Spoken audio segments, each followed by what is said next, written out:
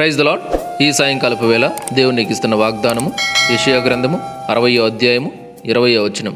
నీ సూర్యుడికను అస్తమింపడు, నీ చంద్రుడు క్షీణింపడు, యెహోవాయే నిత్యమైన వెలుగుగా ఉండును, నీ దుఃఖ దినములు సమాప్తములగును.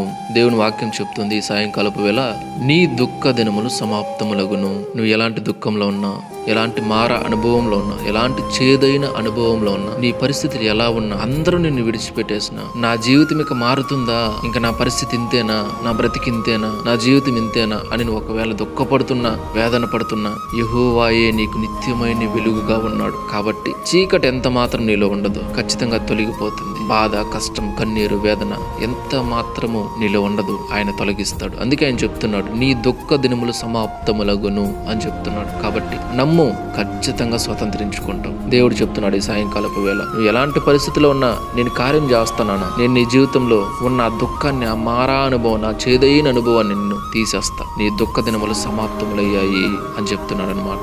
కాబట్టి అధైర్యపడకు, భయపడకు, నీ దుఃఖ దినములు సమాప్తమయ్యాయి. ఖచ్చితంగా నీ దుఃఖ దినములను ఆయన పూర్తి చేయబోతున్నాడు, వాటిని తీసేయబోతున్నాడు. నీ జీవితంలో సమాధానాన్ని, నెమ్మదిని, సంతోషాన్ని, ఆనందాన్ని అనుగ్రహించబోతున్నాడు. కాబట్టి ప్రతి ఒక్కరు కూడా నమ్మండి, విశ్వసించండి, ఖచ్చితంగా మీరు కార్యం చూస్తారు. Praise the lord.